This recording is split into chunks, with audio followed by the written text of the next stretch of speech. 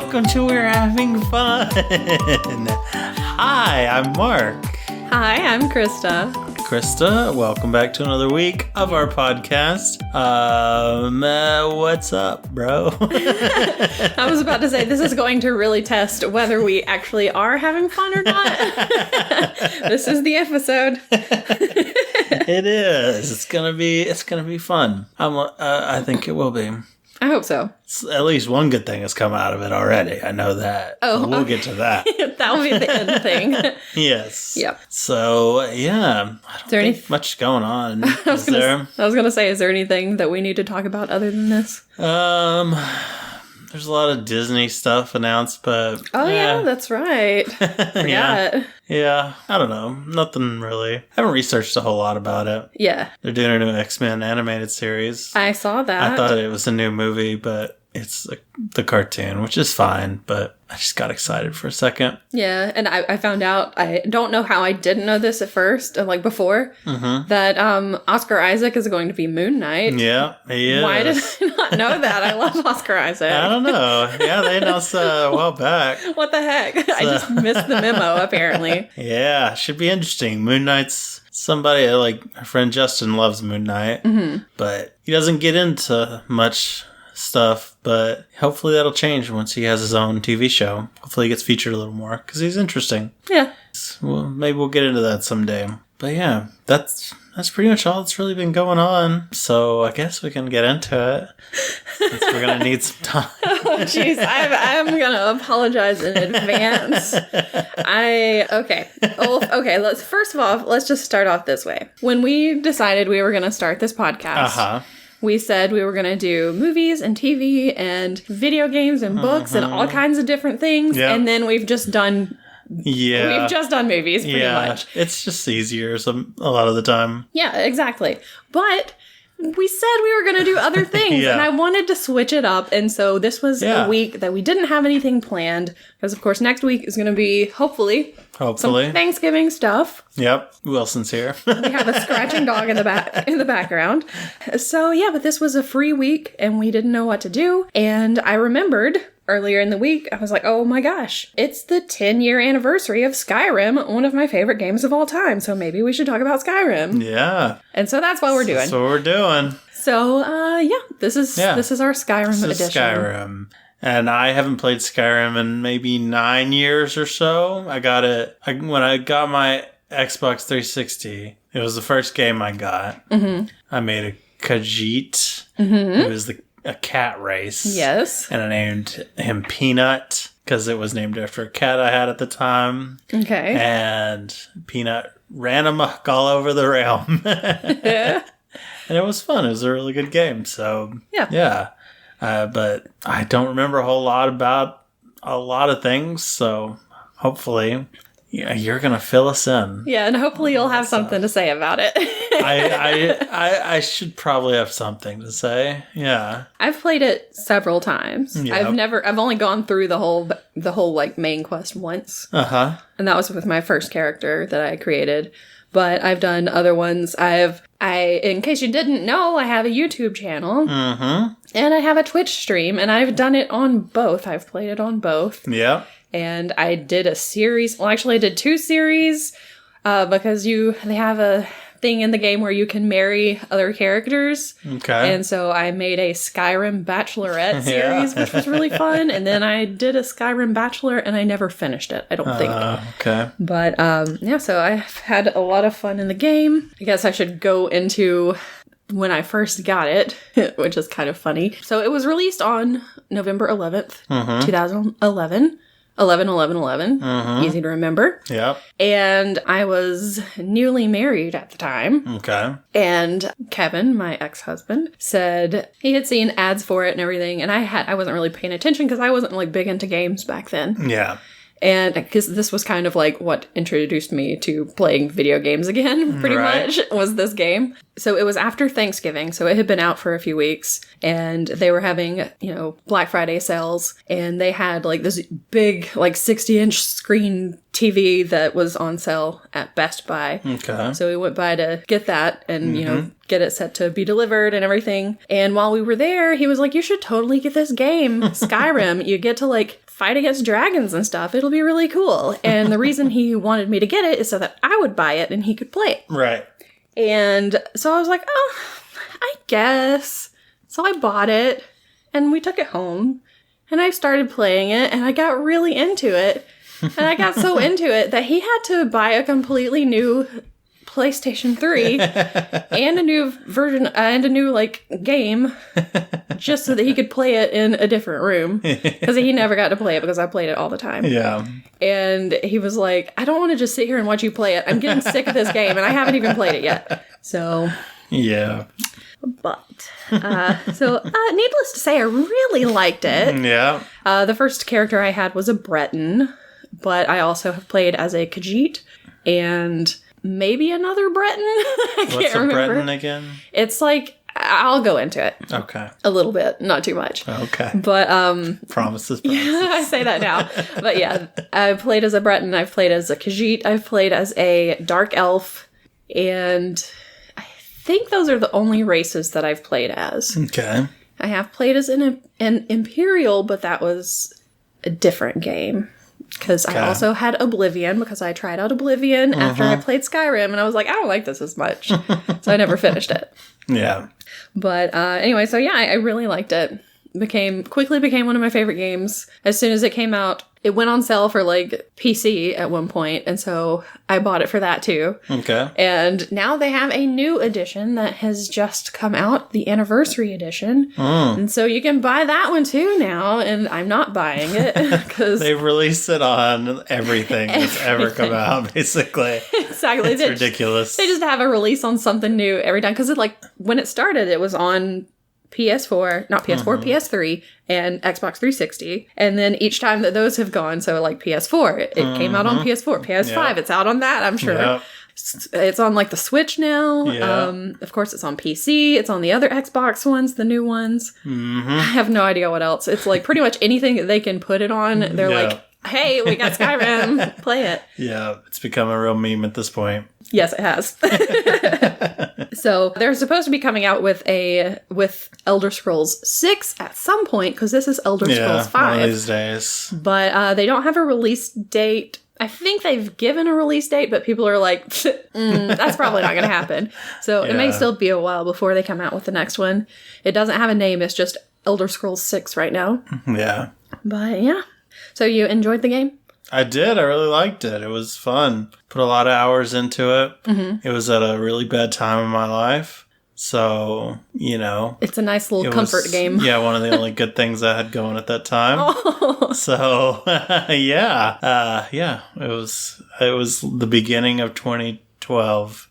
I got it pretty soon after it came out because, and that's a lot of things happened then. It was around my birthday, so. That would make sense. Yeah, that was about when I got it. So, yeah, I liked it, and I finished it out, did a lot of side stuff, and I liked exploring everything, running up the mountains. And killing horses on accident. Glitching everywhere. Yeah, there were a lot of glitches. So did you... It's Bethesda. Okay. It is. So you did finish the main quest? Yeah. Okay, cool. For sure. And then there are a bunch of side quests, a bunch of... like factions that you can join. Yeah, I didn't get into all of them. Okay. I don't know. I got into something else, I think, at that point. Or a lot of stuff happened. I didn't play as much. Yeah, and then they came out with DLCs for it. Yeah. But they didn't work well on PS3, so they didn't release them on PS3, which is why I got the PC version of the game, because I was like, hello, I want to play these DLC. Yeah. And then I got it with the DLC, and I ended up I've never played the DLC.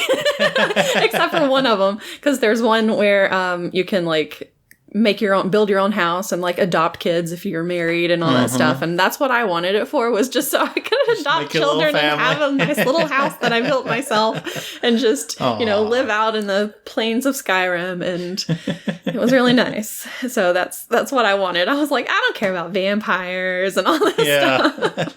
Yeah, I accidentally got turned into a vampire. I was like, oh man, I don't want to be a vampire. It's so annoying. It is. Yeah, because I think I did that because it gives you it'll tell you if you've contracted some kind of disease. It'll say, you've contracted whatever. The one of them is like rock jaw or something like that you can get from skeevers, I think. These are like these little rats. Yeah. And they'll give you these diseases and you can take potion for it. There are different potions that you can cure disease with. Yeah. But also you can go to what is it? A temple and you can pray to the gods or whatever and they'll heal you. Yeah.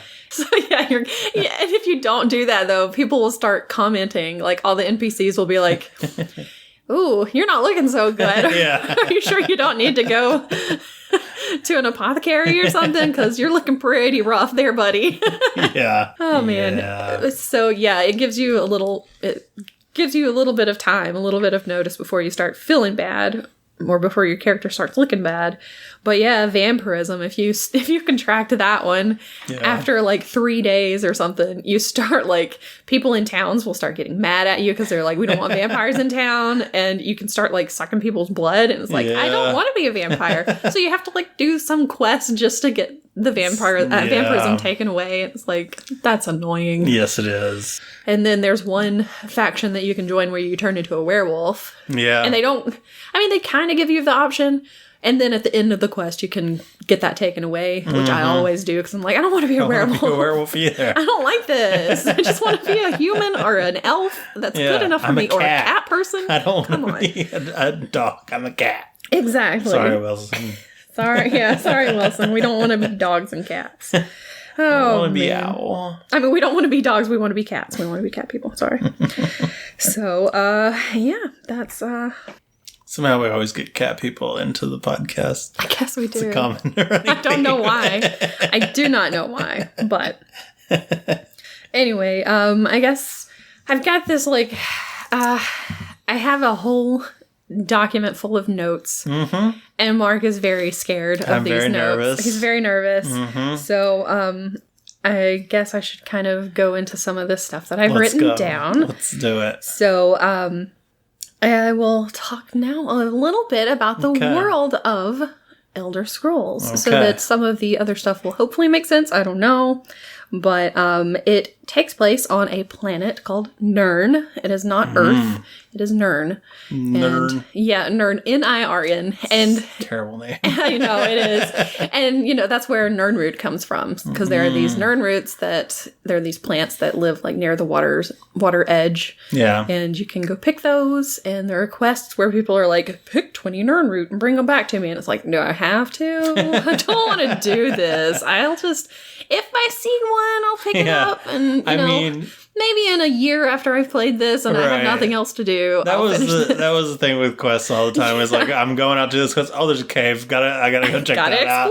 And that takes an hour. And then when I get done, you're like, what was I doing again? The other side of the world. Well, guess I'm over here now.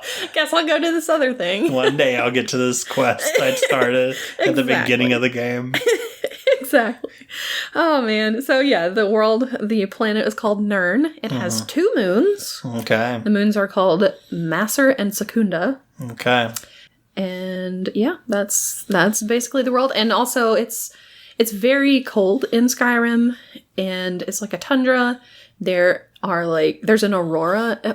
The night sky is really beautiful in the game. So you're it's not that great when it's daytime. But walking around the world at night and you look up and it's just wow, this is really pretty. And then you get attacked by a mud crab or something. It's leave me alone. And I mean, playing it when I first got a 360, the world looks great.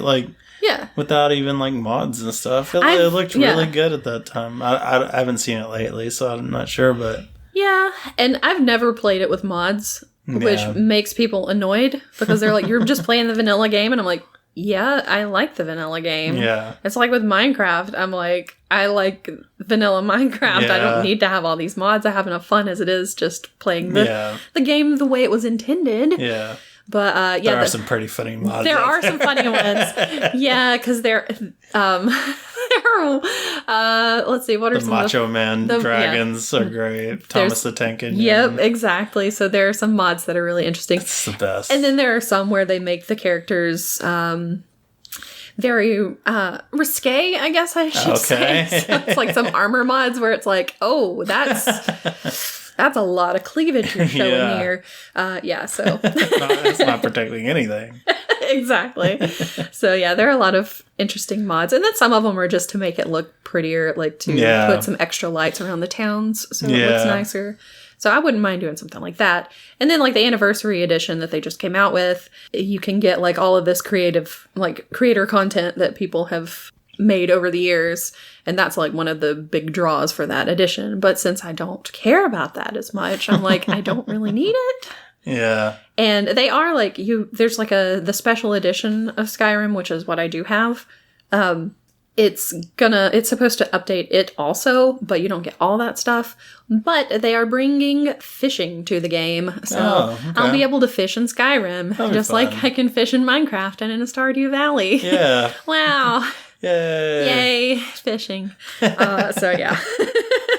I will say though that when they first announced that they were going to do fishing, I was like, yeah, fishing. I don't know why. It's not like I care, but then I'm thinking, well, maybe if I like go to my house that's in Riften and I can just walk out on the back porch that just opens out onto the lake, and I can sit there and fish all day if I want to.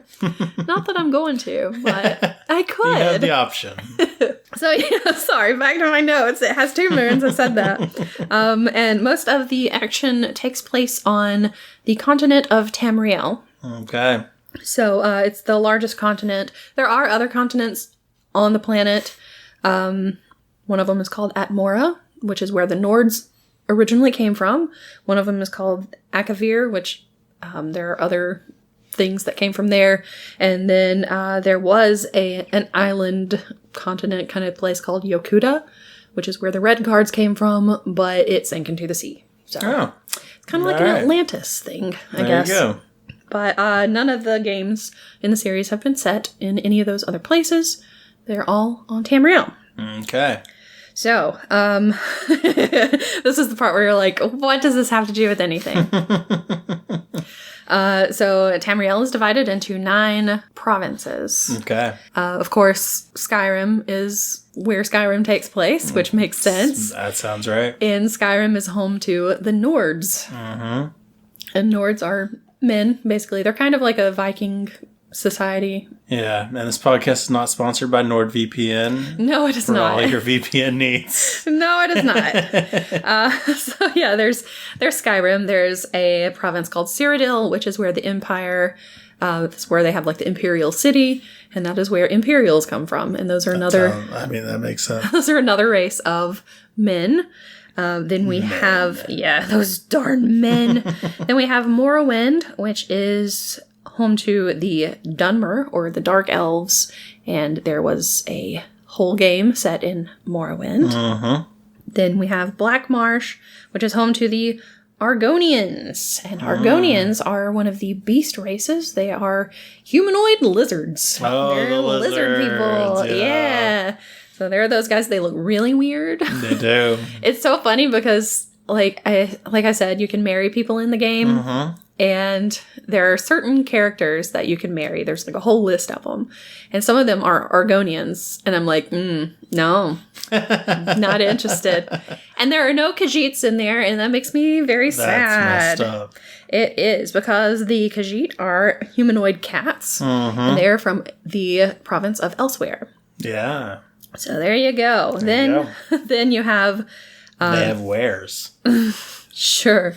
Then they do have wares, because Khajiit are known for like caravans where they just go to different towns and they set up outside and they sell wares. Yeah. And if you have coin, They'll sell you their wares. They'll sell you their wares.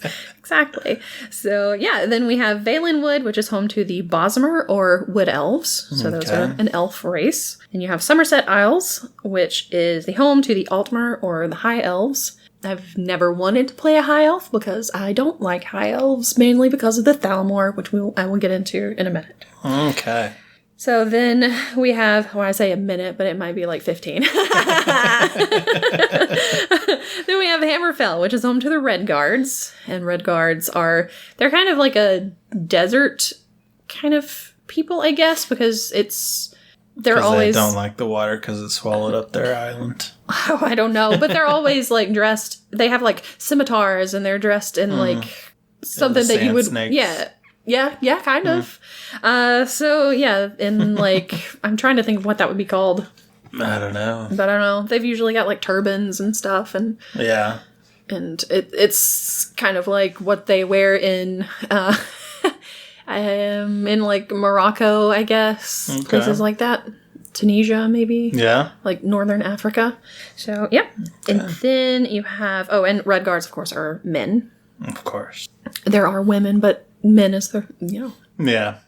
It's not. The patriarchy is alive and well. It's like elves and men and beasts, basically. Yeah. Then you have High Rock, which is home to the Bretons and the Orcs. They both are in High Rock. Oh. The Orcs, there's like a city-state inside of High Rock called Orsinium, and that's where the Orcs come from. Orsinium Hall. Orsinium, not Arsenio. Oh. Whoop, whoop, whoop. Yep.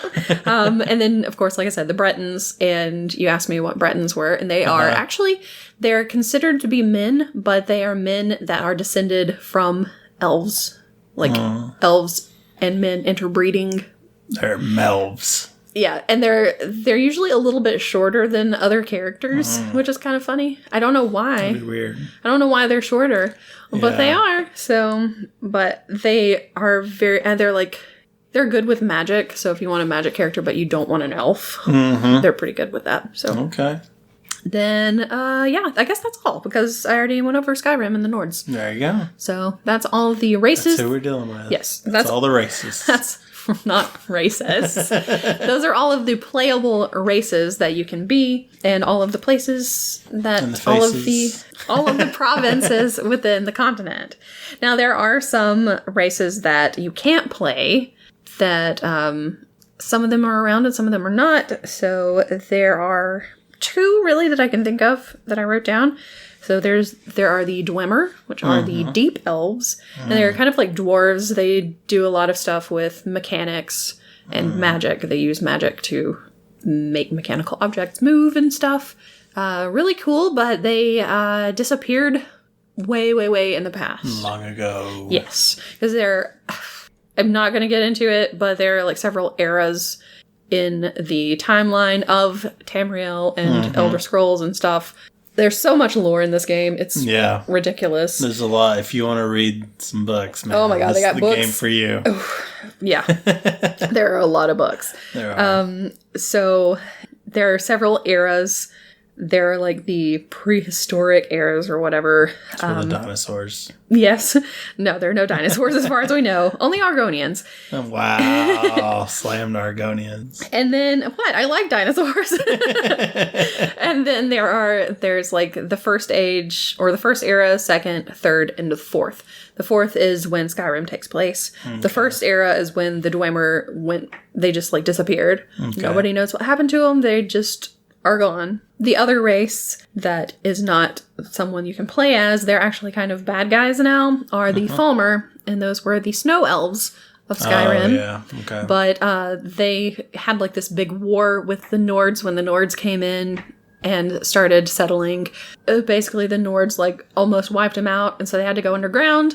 The Dwemers were there at the time, and so they kind of asked them if they could hide out in their cities, and the Dwemer were like, yeah, sure, come on down. And then they like enslaved them. So yeah, and then they started eating some kind of fungi that lives underground, probably some of that like weird phosphorescent looking stuff in Blackreach. Yeah. And they started eating that, and they were underground all the time. They never got up to see like the light of day. So they all went blind, and they started like, as the generations went through, they're born without eyes now. So, because I guess they just have no need for eyes anymore because they're underground. Not. And they're really annoying to deal with. Yes, they are. Because, like, after the Dwemer left, they're like, oh, well, I guess these are our cities now.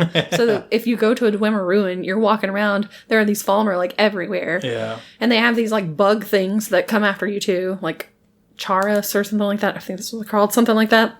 And, they're very annoying because if you make any kind of noise. And in Skyrim, you walk around and they're just like pots and pans just like sitting anywhere. You kick one of them and there's like Falmer all after you and they're like... It's like, seriously? Can you not? So yeah, you have to be very careful or they'll be like all over you. And some of them know magic and everything. And so they're like, you're fighting one and they're just healing themselves. Yeah, it's like, can you... the worst. Come on. I'm trying to kill you. Let me kill you. Just let me kill you. Be cool. Come on, man. So yeah, those are the Falmer. So those are all the races. Mm-hmm. And then there are other things, other animals. You've got wolves, there are fish, mud crabs, giants, which is real fun, and mammoths. Yeah. Then there are like the undead that you have to fight against. Mm-hmm. So yeah, but a lot of undead to fight against in this game. Yeah, but those are the men and the elves and stuff. Yeah. Okay, I feel like I'm talking a lot, and I'm sorry. It's all right. Like I said, I got really into it. This is Elder Scrolls V. Yes. Which means there were 4 before it. There were. So, I'm going to quickly, I say quickly, is it going to be quickly? I'm going to quickly try to talk about the other ones that came before it. And if you want to skip past this part, then you feel free. So yeah, the very first Elder Scrolls game came out in 1994. It was called Elder Scrolls Arena. I don't think it was like Elder Scrolls 1 because they didn't know they were going to be making sequels and stuff. Yeah. So it was called Arena, and it is about an arena. It's actually not about an arena. Well, what the heck? They wanted it to be, it was going to be like a fighting game, and then they started developing it, and it turned into something different. So they were like, shoot, we've already told them it's called Arena. So I think what they did was they called Tamriel Arena during that time instead of Tamriel, just so it would kind of fit in with the name of the game. No. I don't know why, but it's actually pronounced Arena. Arena. I don't know why you think it's an arena game. Yeah. Anyway, so in that game, an Imperial battle mage betrays the Emperor by imprisoning him in an alternate dimension and transforming himself to look like the Emperor. And the player is a prisoner who has to find the 8 pieces of the Staff of Chaos, which have been scattered throughout Tamriel. And you have to collect the pieces, destroy the bad guy, free the Emperor, and you're named the Eternal Champion. And that's the first game. Is that just on PC? Or would that have been on anything? I think it was just PC. It's 94. And I mean, that'd be like Genesis, Super Nintendo. Yeah, I think it was just PC, and I'm pretty sure you can download it now and you can play it, but you have to have some kind of like DOS emulator. Yeah, to actually be able to play it. Yeah. But yeah. And it's kind of funny. I didn't put this in here, but the Emperor in this his name is Uriel Septim the Seventh. Oh. And basically the first 4 games, he's the Emperor in all 4 of them. So they're all like really close together. So the first game took place in 3rd Era 389, and the last one takes place in 3rd Era 427. So it's all during his reign. But yeah, so that is Arena. And like I said, it's 8 pieces scattered throughout Tamriel, so you actually got to go to all the different provinces. So like one piece was in Valenwood, and one piece was in Skyrim, and one piece was in High Rock and stuff, and you had to collect all of them. So there you go. So you got to see all of it. It was a very small map though, so and they just keep getting bigger. Yeah. So the second one, Elder Scrolls 2, is called Daggerfall. It came out 2 years later in 1996. The Emperor, the same one that was in the first one, sends you to High Rock to do 2 things. You have to find the spirit of the king. Get high and rock. Yes. You have to find the spirit of the king of Daggerfall, which is like the capital of High Rock, who has been murdered. And you have to put his spirit to rest. Okay. But then also, while you're there, there's a letter somewhere. Somebody has a letter. Somebody wrote a letter. Exactly. It's got the location of something called the Mantella. The Mandela effect. The Mantella effect, exactly.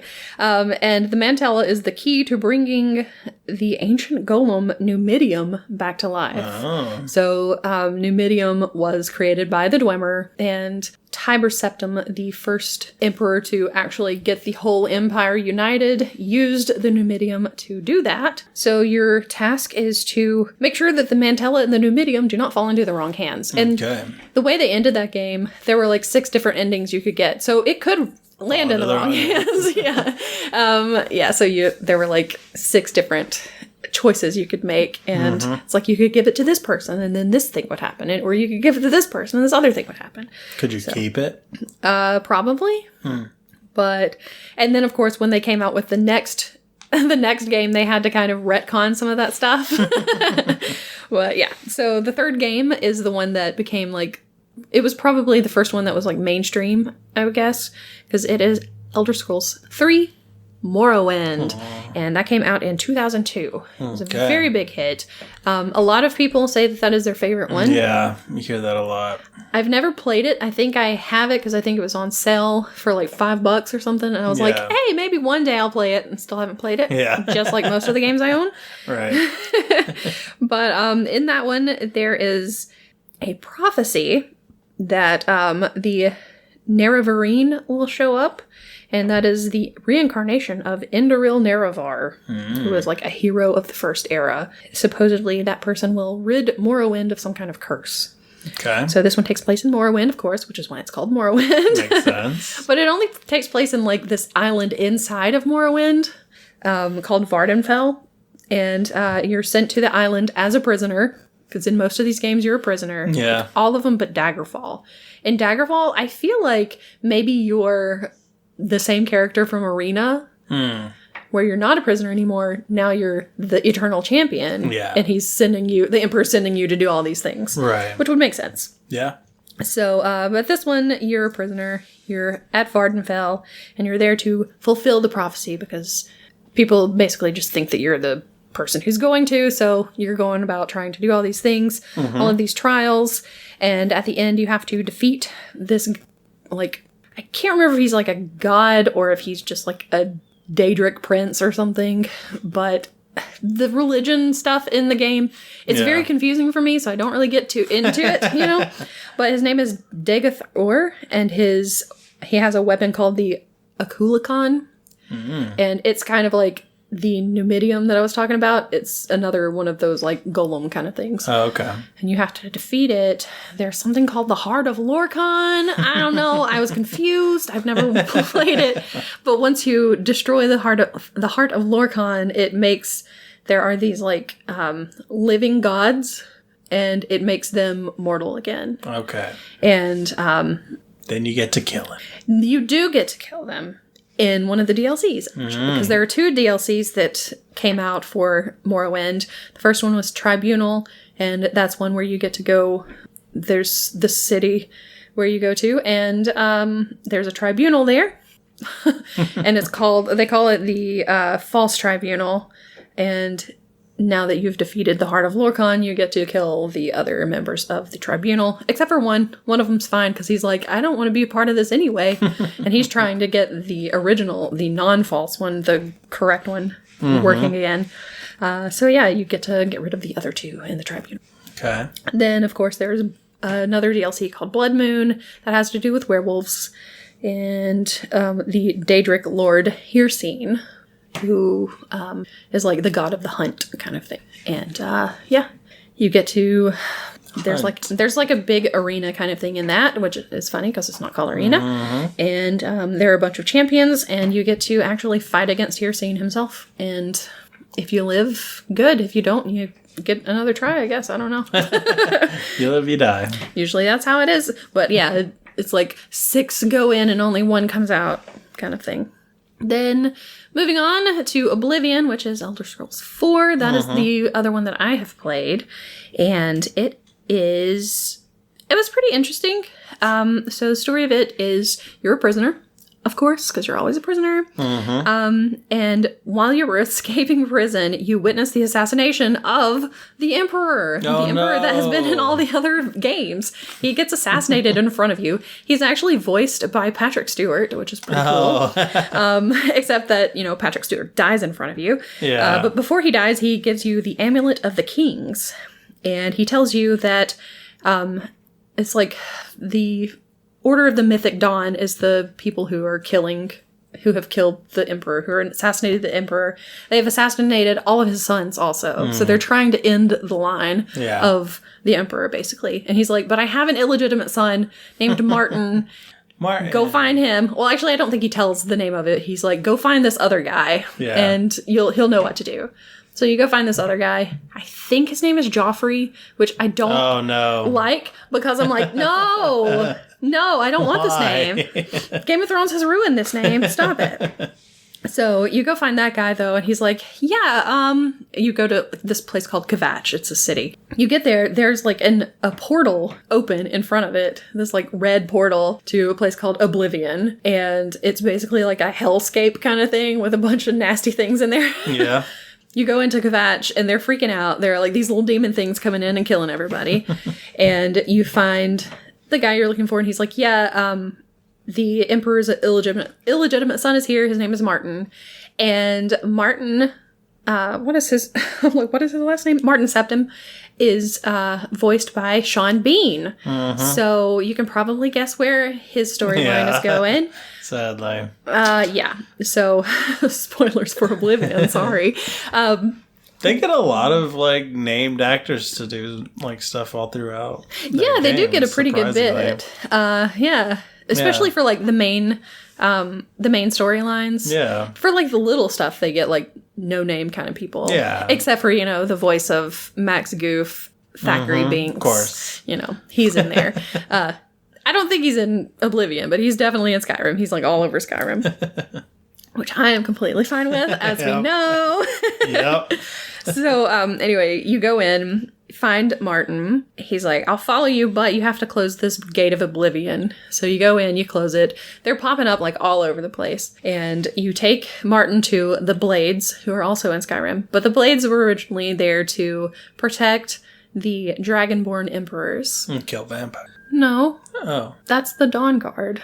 Well. And you're talking about Blade, I know. But not in this. Blade is not the same. These are the Blades. It's like a group of people, not one half vampire person. Isn't he like half vampire? He is. Okay, thought so. His mother was a vampire. I don't remember. Or was turned into a vampire while she was pregnant with him or something? Maybe. I can't remember. I can't either. Anyway, so you close that portal. You're now known as the hero of Kvatch, and which is what people call you through the whole thing. And I'm like, that does not roll off the tongue very easily. Not what I was aiming for. Yeah, exactly. So you take Martin to the Blades. They're like, we'll take care of him while you go deal with this other stuff. So you're trying to, put an end to the Oblivion crisis is what they're calling it. And at the end of it, though, the portals have been opened by this guy named Mehrunes Dagon. He's another Daedric kind of thing, I guess. And he is basically trying to take over the world, I assume. I don't really know his motivations, but, that's just... Sounds like a reasonable Normally, that's what they're trying to do, is just take over the world. As well go all out. They're going all Pinky in the Brain on us. Yeah. But at the end, Martin Septim takes the Amulet of Kings... and he breaks it, which turns him into the avatar of Akatosh, which is a dragon. Oh. So he turns into this big dragon thing. Mehrunes Dagon is like this big, tall demon, like devil-looking guy. And they're in the middle of like the courtyard in the Imperial City. And they have this big fight. And Martin, as Akatosh, kills Mehrunes Dagon or banishes him to his plane of oblivion or whatever. Yeah. But gets rid of him, basically. And then he turns into stone. Oh. So, he's dead. Okay. He was the heir to the Empire. And yeah, so with him dead, that actually ends the third era. Oh. Because I was like, when does it go from third era to fourth era? And I looked it up and I'm like, oh, okay. So the line is dead. So they're going to have to find a new emperor and everything. Yeah. And so, yeah, that is that one. Okay. It also had 2 DLC. One of them is called Knights of the Nine, where you have to go on a quest to find the relics of Pelinal Whitestrake, who tried to kill some sorcerer king named Umaril, but he didn't succeed. So now you have to go find all of his relics and put them together and use them to defeat the same guy that he tried to defeat. And you do, of course. Because you're better than him. Exactly. Yeah. And then there's the Shivering Isles DLC, which is really weird. I've never played it. But reading the description, I was just like, excuse me, what? So, you're invited to the Shivering Isles, which is the home of the Daedric Prince of Madness, Sheogorath. Yeah. He is also in Skyrim at one point. And you go to the same place, basically. But he proclaims you his champion. It's this thing called Grey March, where it's like one time in like an era or whatever where he can do something. I don't know. It made no sense to me. But yeah, he proclaims you his champion. You fight and defeat Jiggalag, who is like the god of order or something. But then you find out that Jiggalag and Sheogorath are the same person. I don't know. It made no sense. And then at the very end, after you've defeated him, he's like, okay, well now you're the new Prince of Madness. Yay. So you're the new Sheogorath. We did it. Okay. So I'm guessing that when you meet him in Skyrim, that's actually your character from Oblivion? Maybe. I don't know. But people have done like theory videos about it and everything too, because they're like, are there any clues? And apparently there are some clues that kind of make it seem like that is who you are. That I mean, you're talking to the player character from Oblivion. Yeah. So, anyways, but that's that one. All right. I'm sorry, that took forever. And now we get to Elder Scrolls V Skyrim. Yes. So, and it has 3 different DLCs to it. I'll go ahead and say what they are. Okay. We already said Hearthfire. I don't think I called it Hearthfire, but that's the one where you get to adopt kids. You get to make your own house. There are like extra ingredients, so you can like make different foods and stuff like that. Set your hearth on fire. Yes. And then there is Dawn Guard, where you can join the Dawn Guard and guard the dawn. They take down vampires. There's a vampire lord named Harkon, and you can either join the vampires or you can join the Dawn Guard. But your main goal is to get rid of Harkon. Yeah. And you get a follower during this, and everybody fell in love with the follower because her name is Serana, and she's a vampire, and she's gorgeous, and everybody's like, yeah, Serana, I love her. It's like, okay, calm down.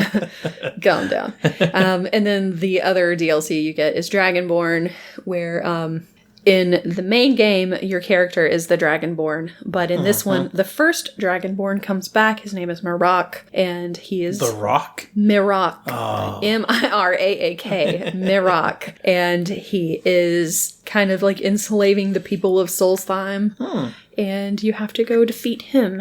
Okay. But that's that. Also, this isn't really with the main story of the Elder Scrolls, but there are other games they have that are Elder Scrolls related.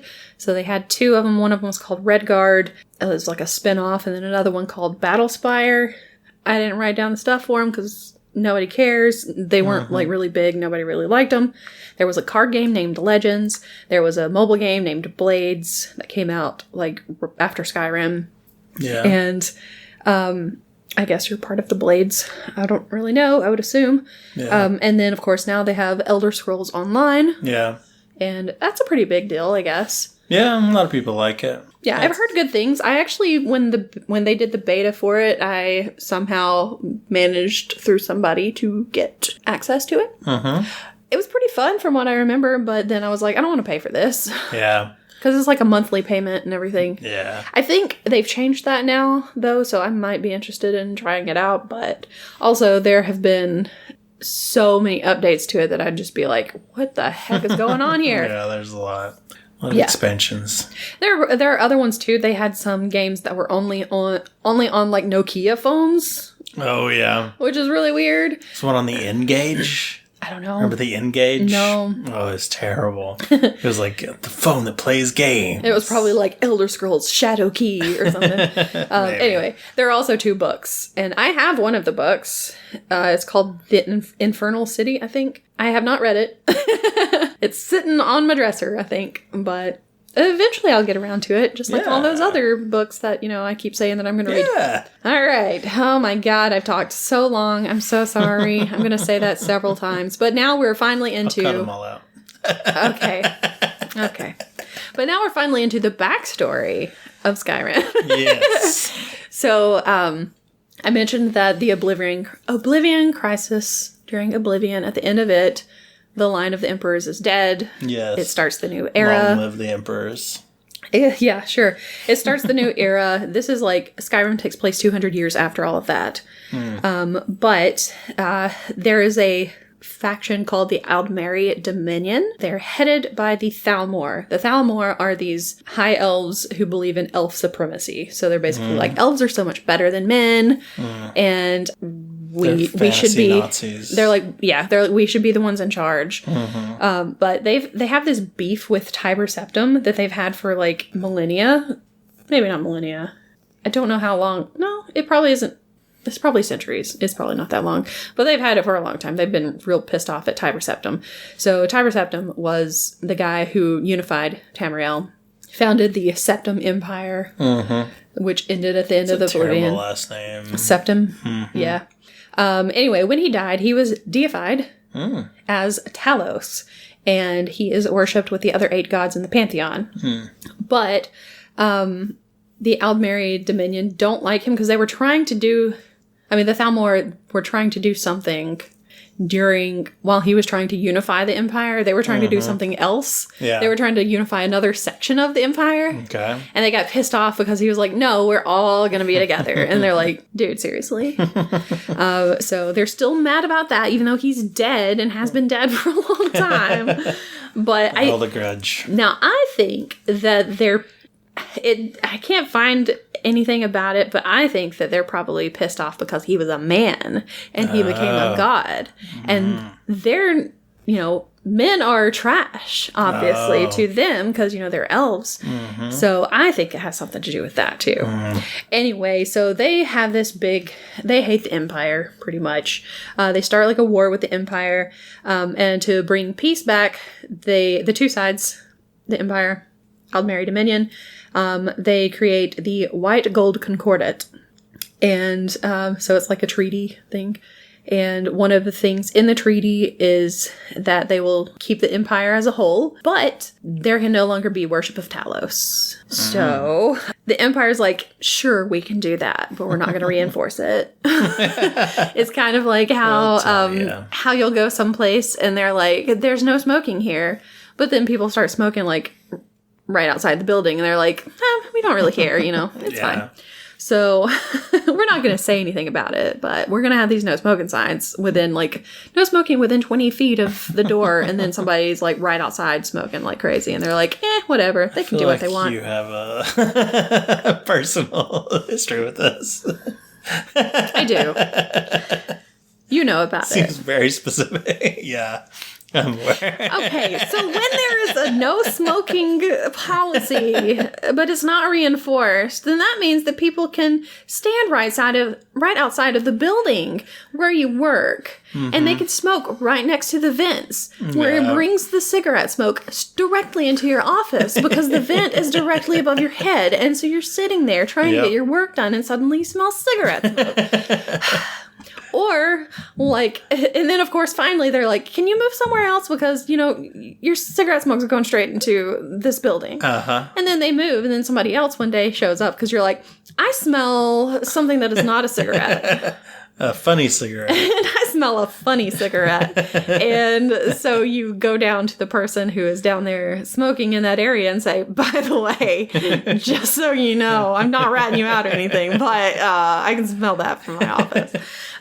So. Yeah. That's, It's your life. Yeah. And I see those people sometimes I'll be going to work and I'll see those ladies walking to their new smoke spot. Mm-hmm. And I know they're probably like, you're the one who did it. And I'm like, yes, I was. How dare you smoke in my presence? Get out of here. So, yeah, I don't really like smoking. It's gross. It is. Anyway, so the Empire's like, we're not going to enforce it, whatever. And so the Thalmor find out, and they start arresting people if they're caught worshipping Talos. And the Nords, who are really big into Talos worship, they're not very happy about that. But they have a High King there named Torrig, and he's like, yeah, but we don't want to mess with the Empire. We don't want to, like, leave the Empire or whatever. We're part of the Empire. And then you have Ulfric Stormcloak, who is the Jarl of Windhelm. Mm-hmm. And he's like, no, we should leave the Empire because this is some real bullcrap right here. Which part? That they can't worship Talos anymore. Oh, okay. So I think I sided with Stormcloak just because I like to rebel. Most people do. I usually side with the Imperial. Yeah, that seems like you. Yeah. So anyway, Ulfric is very mad about this. He challenges Torrig to a duel. And during the duel, he uses a shout, which is like, I'm trying to think of how to explain it because it's like a magic word kind of thing. Yeah. And he uses that during the duel and he kills the High King. Okay. And so that basically plunges Skyrim into a civil war between the Imperials and the Stormcloaks. Mm-hmm. So, yep, there we go. Now we've got the backstory out of the way. We start off as a prisoner. You've been caught trying to leave Skyrim. You're in a wagon. You're heading for the town of Helgen. Wake up on that wagon. Yep, you wake up on the wagon. Another meme. Yep. There you go. You're heading for the town of Helgen, where you're going to be judged. When you wake up, you hear other prisoners talking. And one of the prisoners, though, is not talking because he's gagged. That is Ulfric Stormcloak. You are on the wagon with Ulfric Stormcloak, and basically he's been gagged so that he can't use a shout to get away. Right. So you get to Helgen. They start taking people off the cart. One guy is like, I'm not gonna do this. I'm running away. And he immediately gets shot down. Yeah. So it's like, oh, okay, so we can't run. Cool. Yep. A soldier asks you for your name, and then you get into your character creation screen, which takes at the minimum 30 minutes. Sometimes longer. But that's where you get to choose, you get to come up with a name. You get to figure out what race you want to be. Each race has, like, certain abilities that other ones don't have. Argonians are, like, better swimmers or something. Yeah. Like I said, Bretons are pretty good at that magic. And because you hand-to-hand, I think. Yeah, something like that. They got the claws. Yeah, because they've got their claws. Because you don't even have to have a weapon if you don't want one. Because I have taken down some people with my kitten claws. So yeah, you go through that. If you want, like, I mean, there's so many, like, things that you can put on there. It's like, do you want scars on your face? Here are some scars. It's like, oh, geez. So once you're done with that, though, you get taken over to the side where there is an executioner. And there's a general there who is basically saying, you were caught trying to leave your, I don't know. He basically said, you're a bad guy and we're going to kill you. So as you're standing there, somebody gets led to the chopping block and their head gets chopped off. So you just sit there, watch a decapitation. Cool. And then they're like, you're next. And so it's like, I didn't even do anything, as far as I know. Then you get your head chopped off and the game ends. Exactly. It's crazy. It's so weird. I mean, you would expect more to it. It's a real daring game. No, you get up there, and of course, like, they've left the other person's head in the basket, like, right in front of you. So you're looking down, and you're like, oh, cool, that's the last thing I'm going to see before I die. Awesome. They're about to chop your head off when suddenly a dragon comes out of nowhere. And this dragon is Alduin, the World Eater. Mm-hmm. When he shows up, everybody's like, oh, no, it's a dragon. And they panic. He starts, like, blowing fire everywhere. The whole town is on fire. And you do manage to get away. So this dragon is, like, flying around wrecking shop. Mm-hmm. You get away, and you can either go with an Imperial soldier or a Stormcloak. And it doesn't really... go with the Imperial? It doesn't really matter which one you go with, but it seems like every time that I play it, I end up with the Imperial because I can't find the Stormcloak. He's like somewhere else. I've never got the Imperial. Because I'm like, I guess I'm following this guy. I don't know. It's like it's the only arrow I see. So I just go off with him. And I'm like, hey, dude. Okay. So you go through like the tutorial kind of stuff and you find some armor, you get some weapons, you kill some people, blah, blah, blah, all this stuff. And then you end up in this cave where there's a bear. That's like the only thing that's scary in the cave. It's like, okay, I guess I'll just like sneak by this bear. It's fine. And you get out of there. You're actually in Skyrim proper. And the guy that you're with, whichever one you're with, they both end up telling you should go to Riverwood, but they tell you different people to talk to. So if you go with one of them, they're like, talk to my cousin so-and-so. And if you go to the other one, they're like, talk to my cousin's this other person. And so they're both in Riverwood. So that's where you're supposed to be heading. And then you separate from that guy. You head to Riverwood, usually, if you're following the story anyway. Don't kill a chicken there, because you will be killed for it. They do not take kindly to that. Yeah, I had a lot of guards on me, like a lot of the time. I'm gonna screw something up. Of course. So anyways, you're heading to Riverwood, which is the closest town to Helgen. This is the part where I wrote down that Skyrim is divided into 9 holds. Let's go over those. Okay. So 9 holds, kind of like there are 9 provinces. Or 8 provinces. Was it 8? I think you said it's 8. 9. I can't remember. Maybe it is 8. But there are 9 races.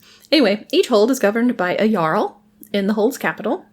The 9 holds are Whiterun Hold with the capital of Whiterun, Falkreath Hold with the capital of Falkreath, the Reach with the capital of Markarth, it's not called the Hoffingar with the capital of Solitude, and that's actually the capital of, I guess it's the capital of all of Skyrim, because that's where the High King lived. Then you have Hallmarch with the capital of Morthal, the Pale with the capital of Dawnstar, Winterhold with the capital of Winterhold. Wow. Eastmarch with the capital of Windhelm, which is where Ulfric Stormcloak is, and the Rift with the capital of Riften. So technically when you start off, you're actually in Falkreath Hold, but once you're in Riverwood, you are in Whiterun Hold. And that's usually where most of the stuff that you're going to do is, because it's like the middle of Skyrim, basically. Yeah. It's the hold right in the middle. All the other ones kind of surround it. And that's usually the first place you go, because you're trying to go to Riverwood. So you can talk to the people of Riverwood. They'll give you quests. And if you want to keep on the main quest, one of them will talk to whoever the person you left Helgen with, whoever they told you to talk to, they'll say, you need to go tell the Jarl about the dragon. And you're like, okay, I guess I will. And so you have to go to Whiterun for that. Also, another reason that you stay there probably a lot is because it has one of the cheapest houses in the game. And it's one of the ones you can get the earliest and like quickest.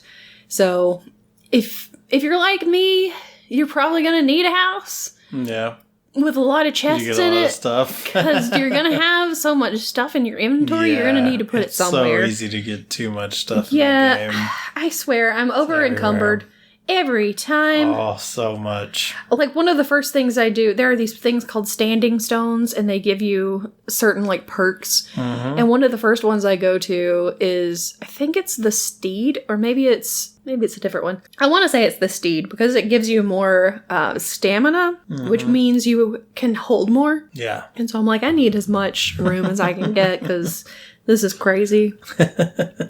Anyway, so, once you're in Whiterun, you go see the Jarl, and you tell him that you saw a dragon, and he's like, okay, cool, go talk to my court mage. So you go talk to that guy, and he's like, we don't really know much about dragons, but there's something called a dragon stone, and so go find that for me and bring it back, and then we'll talk. And he tells you, it's in a dungeon called Bleak Falls Barrow, and it's across the river from Riverwood. But if you're like me, as you're leaving Riverwood, and you're supposed to be going to Whiterun, you see something in the distance, and you're like, ooh, what is that? Yeah. And you go, and you're in Bleak Falls Barrow anyway, and you just grab the stone before you realize it, and then you get back once you get to Whiterun and they're like, we need the Dragonstone. You're like, this Dragonstone? If you haven't done that, if you're not like me, then you have to go back over toward Riverwood, go to Bleak Falls Barrow, go through there. There are a bunch of like Draugr, which are these like mummy kind of things. You have to kill a bunch of those. Skelly boys. Yeah. There's a dragon priest at the very end, and there's a word wall. And the word wall it's for a shout. So you can absorb the knowledge of it from the word wall. Yeah. And you get a shout. But to learn it, you have to use a dragon soul, which I'll get into.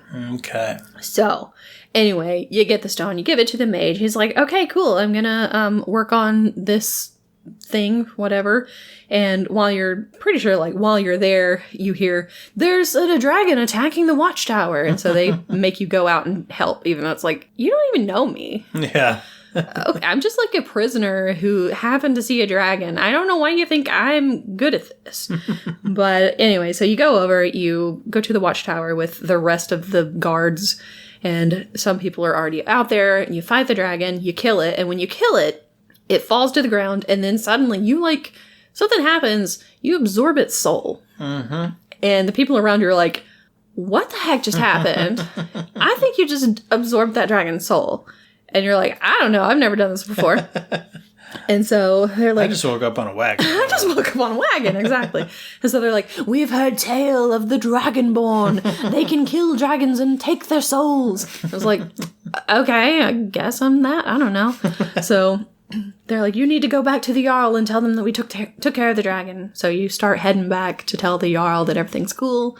And as you're going, you hear like this boom, and then you hear Dovahkiin. And it's like, I just hear, what was that? I don't know. So you keep going, and then you get there, and they're like, we heard the Greybeards. They were shouting Dovahkiin. And you're like, oh, I don't know what that means. And they're like, they live on top of the throat of the world. Go see them. They can tell you more. And so you're like, okay, I guess I'll go see those guys. And so to do that, you go to this town called Iverstead, and that's where you find the bottom of the steps. And the steps are called the 7,000 steps.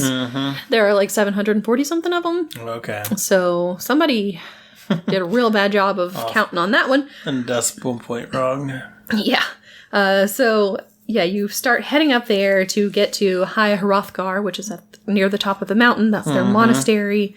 And if you didn't know, Hrothgar is the king in Beowulf. So there you go. Yeah. Anyway, so you get up there, you start going up there. It's kind of difficult in some places. You've got some like frostbite spiders, some wolves, and then at one point there's a frost troll, and you have to take that thing down. That is the hardest thing, and because you're usually pretty early in the game. Yeah. And you're like, I don't know what I'm doing. I've never seen one of these before. And luckily there's like, if you have a bunch of arrows and a bow and some sneak, you can kind of like sneak up the side of a mountain and then kill him.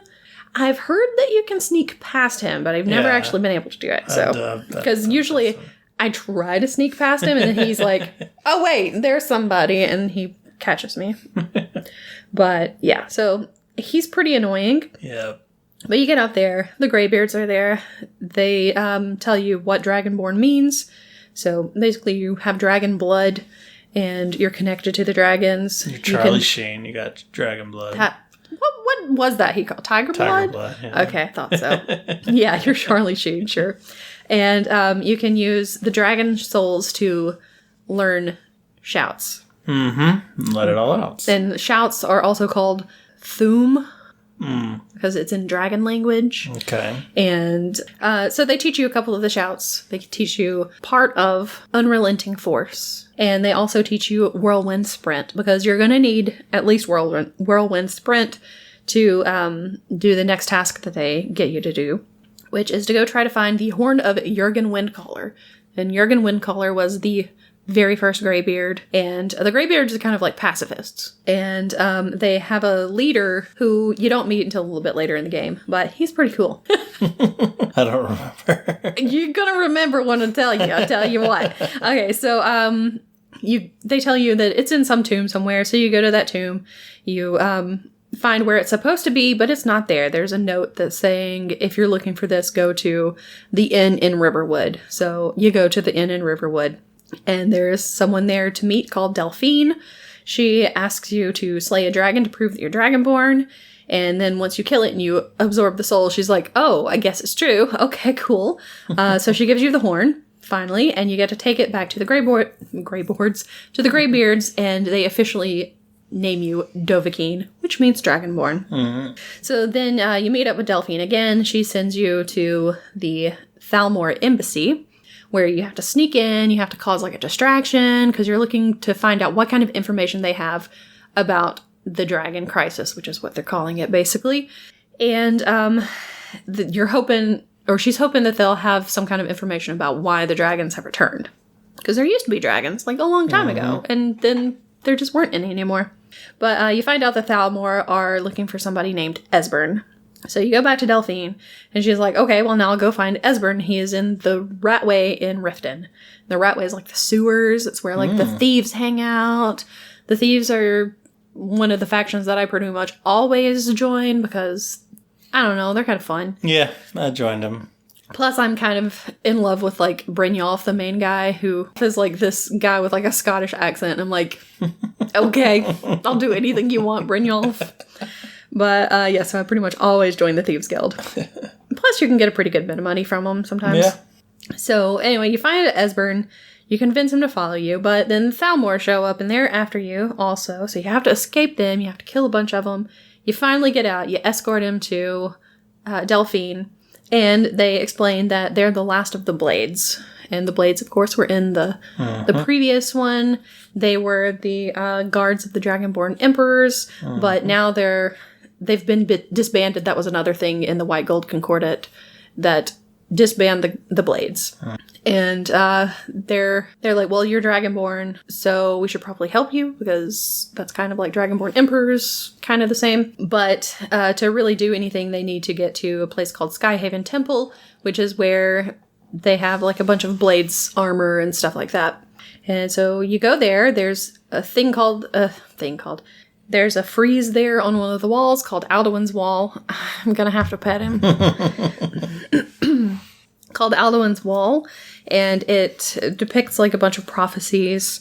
It's got some of the stuff, like some references to some of the previous games, and the main thing though that it depicts is the return of Alduin, which was, of course, the dragon that we saw at the very beginning, and his defeat by the Dragonborn by a shout. So there's a shout somewhere that is supposed to defeat him. So they send you back to the Greybeards so that you can hopefully learn the shout. The Greybeards, of course, are like, we don't know it, but maybe our leader does. So they send you up to the top of the mountain to meet their leader, Parthenax. Parthenax, who is a dragon, which is really cool. And he's voiced by the same guy who does the voice of Mario. Oh, yeah. Which is kind of funny. It's me, Parthenax. So yeah, he's a dragon. He was actually Alduin's chief lieutenant during the Dragon War, but when Alduin was defeated, he was like, I'm gonna be a pacifist, and I'm gonna work with the Greybeards and stuff. So he's pretty cool. He tells you that at the end of the Dragon War, Alduin was sent forward through time when the heroes used a shout called Dragonrend and an Elder Scroll. So he sends you to find an Elder Scroll. So to find it, you have to go to these Dwemer ruins called Blackreach, where you solve a puzzle and you get it. And it's like a really, really long quest, and that's all we're saying about it because everybody hates Blackreach. Anyway, so you take it back to Parthenax. Yeah.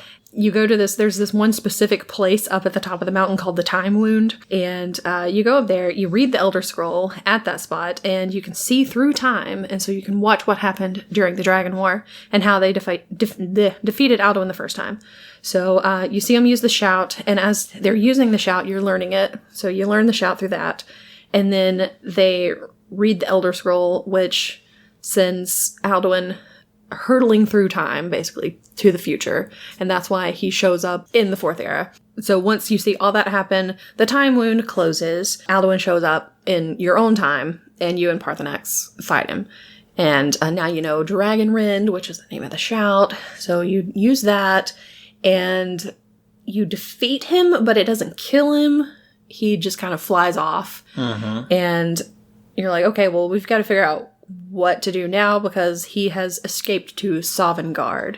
And Sovngarde is like the Nord, I guess like a heaven. It's an afterlife kind of place. Okay. So like if you died a good death, pretty much. Like Valhalla? Yeah, it's kind of like Valhalla. So if you died a good death, if you get to go to Sovngarde, so that's where all the heroes of the past are. Their souls are in Sovngarde. So now you need to use Dragon's Reach to capture a dragon. So Dragon's Reach is the keep in Whiterun where the Jarl lives, and it was built to, like, it's built different than all the other keeps, and you realize it's actually built to capture a dragon. Yeah. So you're like, okay, Jarl, I need to use Dragon's Reach to capture a dragon so that we can talk to it and figure out how to get to Alduin. And he's like, no, because there's a civil war going on. Yeah. And not going to do it. And you're like, okay, well, what if I broker peace between you and the Stormcloaks? Would that be okay? And they're like, fine, I guess so. So you have to go to talk to Ulfric Stormcloak. You have to get everybody together at this big table. The Blades are there, of course, and they're like, oh, so what have you been up to? And you're like, oh, well, I went to see Parthenax. He's like the leader of the Greybeards, and he's a dragon. And they're like, he's a what now? And you're like, oh, he's a dragon. He like taught me all this stuff. And you're like, he's like a cool guy. And they're like, no, you gotta kill him. And you're like, I'm not gonna do that. So you have the option to kill Parthenax or not, or to spare him. But if you kill him, the Greybeards aren't going to talk to you because they're like, you killed our leader. Why would we ever want to speak to you again? We're not going to ever teach you anything. And then if you don't kill him, then the Blades are like, no, you can't be a part of our club. Yeah. And honestly, I'd rather be with Greybeards, so I always... Nah, I killed him. No! Didn't even think about it. Did you really? Yeah. No! So I always spare him because... I don't really like the Greybeards. No, but I like Parthenax. Yeah. I think he's cool. He's a cute old dragon who's missing teeth. Come on. Yeah, Can't it's easier believe to kill you. that way. I can't believe you. We're going to have to break up over this. You killed Parthenax? Yeah. Multiple times. Oh my god. I've never killed him. I have done the Blades quests though, because they give you these quests so that you can like rebuild the Blades, and they're like, bring us 3 people. And before I go back to Parthenax, I'm like, okay, I'll bring him 3 people. And I do that, and they're like, okay, we're rebuilding the Blades. You've done a good job, blah, blah, blah. You're done with all your quests. And I'm like, okay, and now I'm going to go talk to the dragon, and I'm not killing him. So I get to do the best of both worlds, you know? Yeah. I'm Hannah Montana in it all over here. It's not as good, though. You don't get to kill Parthenax. Yeah, but he shows up at the end if you don't. Yeah. All right, well, whatever. He shows up at the end of mine. He's like a rug on my floor. That's not how it would happen. He would be bones. He would just be a skeleton on your floor. How dare you? That's pretty cool. Oh my gosh. Anyway, so you broker a peace treaty. They halt the war so that you can go ahead and do all this stuff with the Dragon Crisis. Unless you happen to have already finished the Civil War quest line by this time and they're like, oh yeah, it's over. You don't have to worry about it. You just keep going on. You don't have to do any of that stuff. Now, you can use Dragon's Reach to capture a dragon. There's a dragon called Odahviing, and you capture him, you interrogate him, and he's like, hey, I know where Alduin's lair is. I can take you there. And so you get to like fly on the back of a dragon. Mm-hmm. So once you're ready to do that, you go jump on him and fly off. Yep. He takes you to this temple called Skuldafn Temple. I guess that's how you pronounce it. I've been there once, so I'm not really sure. Anyway, at that temple, there is a portal to Sovngarde. So you take that and you go meet the heroes in the Hall of Valor. You tell them, hey, I'm here to stop Alduin. He's here. And so they join you to help defeat him because Alduin is like sitting up there in Sovngarde just eating the souls of heroes so that he can regain his strength and go back to the real world. Mm-hmm. And it's like, that's not cool, bro. So they're also like, that's not cool, bro. So they join you. They help you fight him, and you kill him. It's not actually a hard fight most of the time. I mean, he does have the ability to like call these like stones from the sky, kind of. Yeah. So you can actually accidentally get hit by a stone falling from the sky, like a meteor kind of thing. Those got me a few times. It was very annoying. But other than that, he's not that hard to kill. So anyway, you kill him. Once he's defeated, you go back to Skyrim. You're at the throat of the world if you haven't killed Parthenax. Mm-hmm. And there are a bunch of dragons that are circling the mountain, and Parthenax says that Now, the dragons, some of them will change their ways. He's going to go find the other ones and try to turn them all into more like he is, where he's like, he doesn't want to fight people. You know, he's a pacifist. And you do kind of notice after that you're not attacked by dragons as often, which is really nice because, oh my gosh, when you're, if you haven't finished that quest, there are dragons everywhere, and they're so annoying. You're just trying to walk somewhere, and suddenly a dragon appears. It's I like fighting the dragons. That's my favorite part. They're so annoying after a while. It's like, oh, great. Especially that Parthenax, I loved fighting. Shut up. It's like, oh, great, another dragon. I just walked out of an inn. Can I not have this happen, please? I'm like, I guess I'm just going to walk back inside. Anyway, so he leaves to go off and do his little thing. Odahviing shows up. He lands next to you, and he's like, hey, if you ever need me, just, call me, and I'll come help out. It's like, all right, cool, nice. But yeah, if you kill Parthenax, then none of that happens, I guess. So you probably didn't even get to see that end. I don't remember. You probably ended up back with the Blades or something. I don't remember. With the Greybeards not wanting to talk to you ever again. Oh, no. Yeah. But anyway, so that's the end of it. That's it. That is the end of the main quest. And yay! Yay! We did it. So there are some factions that you can also join. Mm-hmm. Like I said, there's the Civil War, so you can be an Imperial or a Stormcloak. Mm-hmm. So you get... I mean, there's not really anything that interesting with that storyline. It's basically you just go to different forts and fight the people there. Yeah. I don't care about that. There's also something called the Companions, which is in Whiterun. There is a place called Jorrvaskr, and the Companions live there. They are kind of like a fighting guild, I guess. And you can join up with them. The only problem is if you join them, you're going to become a werewolf. And because they're fighting this other thing called the Silver Hand, who are trying to kill them because they're werewolves. At one point, the main guy, Codlack, I think his name is like Codlack Whitemane or something. Okay. He gets killed while you're off doing some quest that he sent you out on. And then you come back and they're like, they came in and they killed Codlack and blah, blah, blah. And it's like, why weren't you here? It's like, I was doing something for him. What do you expect me to do? Why didn't you?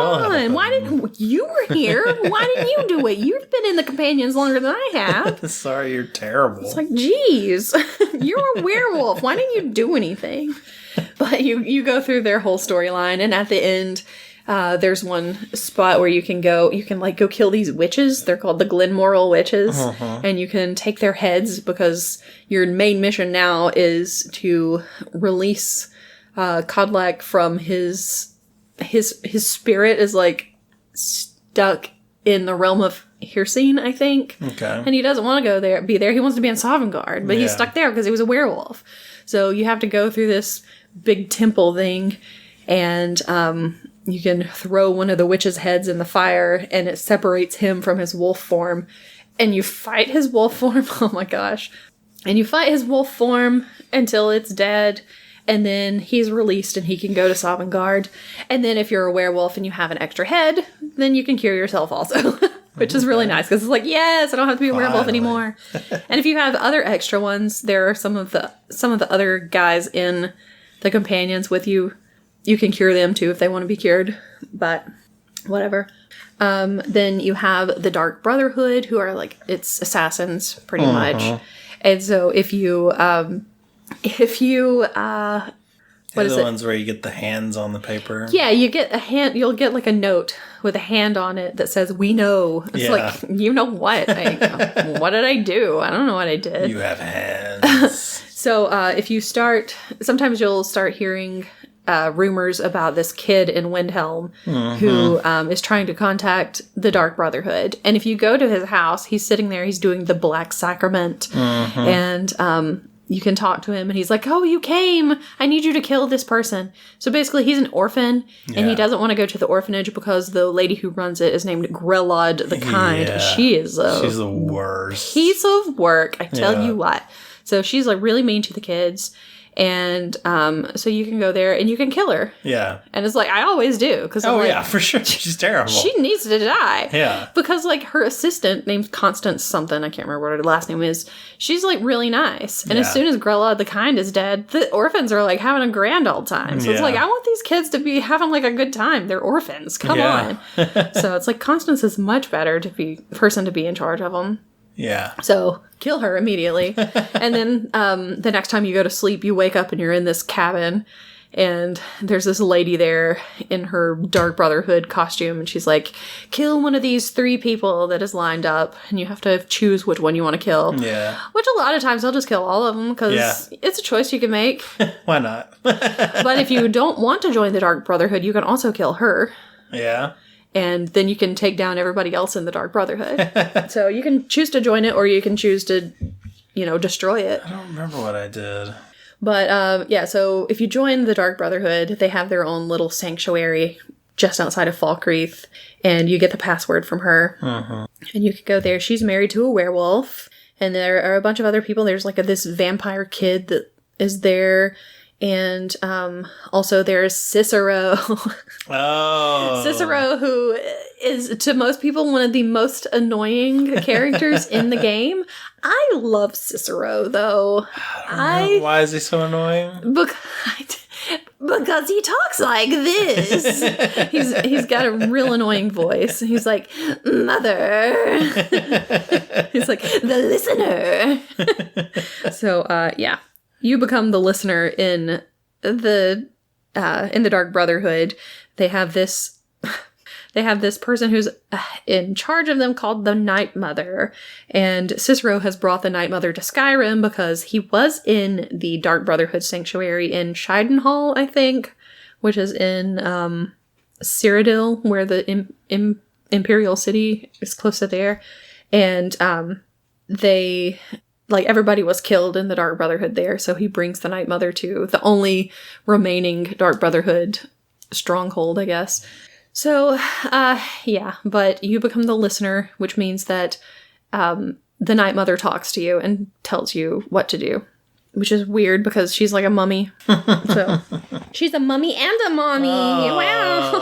Wow. So she can give you quests and stuff, and Cicero gets really jealous because he wants to be the listener, and he kind of goes crazy and kills pretty much everybody in the Dark Brotherhood. So, I mean, whether you join it or not, everybody's pretty much gonna die. Oh, well, I don't think he kills everybody, but he kills a lot of them, I think. Yeah. And there's another sanctuary in Dawnstar that has been abandoned for a long time, and he goes and hides out there after he's killed a bunch of people.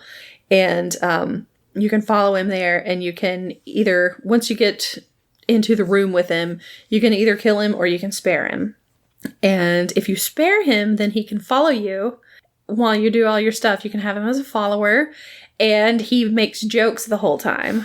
So that's what annoys people, because they're like, oh my god, why would I want this with me all the time? But I think it's hilarious, because there's one part where he's talking about, that's not a horker, that's my wife. Oh my God. So he makes a lot of stupid jokes, and it's just the same ones over and over and over again. So it can get very annoying, but I like him. I think he's fun. So I like to spare him if I can. And I worry about your taste. It hurts me. I didn't say I had a crush on him. I just said I like him. I like having him around. I think he's... Yeah. He goes crazy when, like, you're fighting people. He's a good fighter. So then you also have the Thieves Guild, like I mentioned. So that's in Riften, and the guy in charge of it is Brynjolf. So he, like, recruits you and everything. And like I said, he has a Scottish accent, and yes, please, thank you. So you're basically just going around stealing stuff, which is fun. Yeah. Because especially if you like to sneak like I do. There's one part where you go to like a, what is it called? Is it called an apiary where they have like a bunch of bees? Yeah, I think so. So yeah, you can like, You can burn some of the beehives. That's like part of the thing. And, I mean, not really that fun that you're killing bees, but, yeah. Then you find out that there's this guy who is supposed to, I think he's actually, there's this guy who I think I'm not sure if he's supposed to be the man in charge or if Brynjolf is, but his name is Mercer Frey. And he kind of like betrays the Thieves Guild because there's this big statue of a snow elf and it has these jewel eyes and he steals them and you have to like stop him. But also there's somebody that he's framing for doing all this stuff, for like, you know, betraying the Thieves Guild, and her name is Carlia, and she is a nightingale. They're even like better at thieving because there's like a goddess or whatever that helps them, I guess. But you join up with her and she can make you into a nightingale, which is kind of cool. And you get some really good armor for that one, especially if you like sneaking. Yeah. Then, of course, you have the College of Winterhold, which is like your magic school. So you've got your little Hogwarts kind of castle. And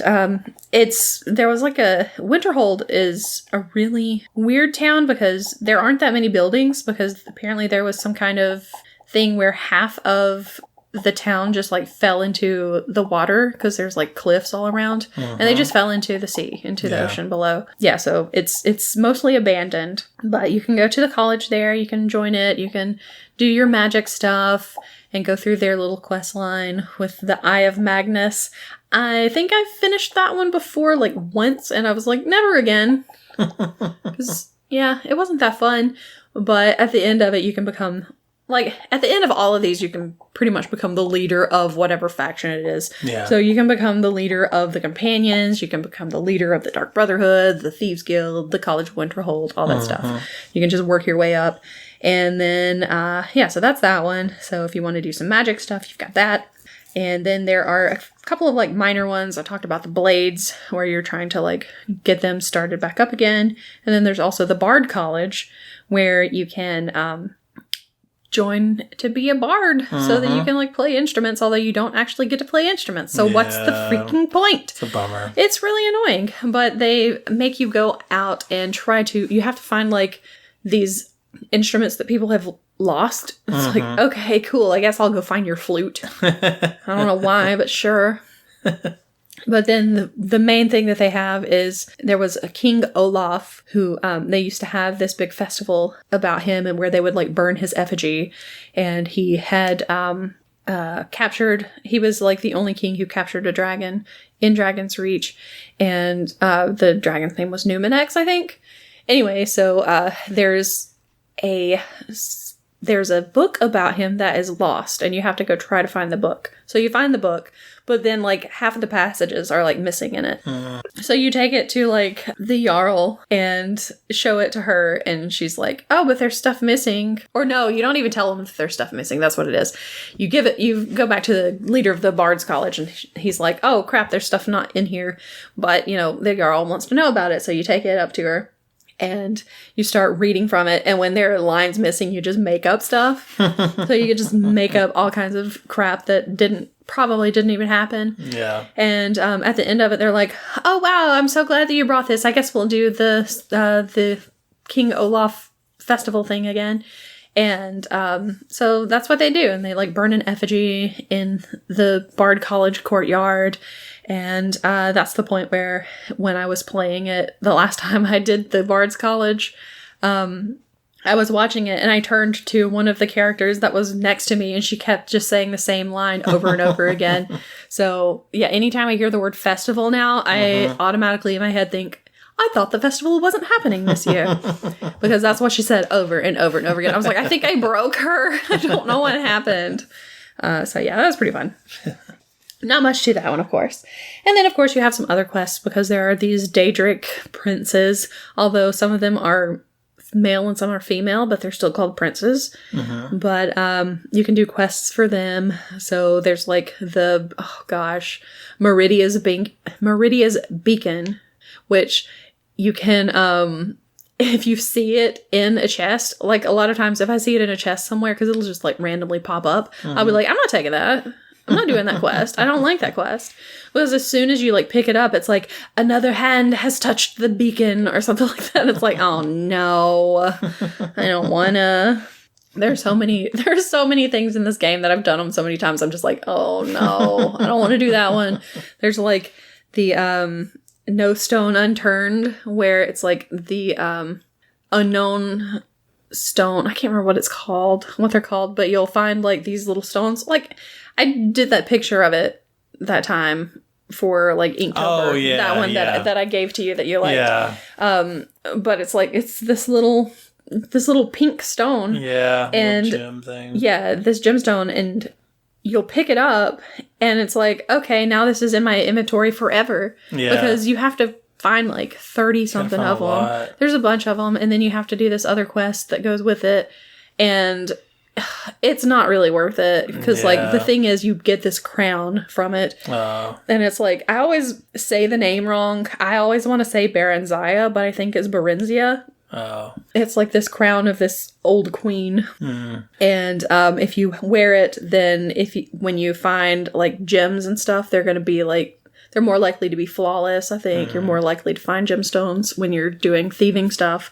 But it's very annoying because it's like, I don't want to have to find all these things. Yeah, I only ever found like 10 or so. I've done it once and I was like, I'm done. This is not worth it.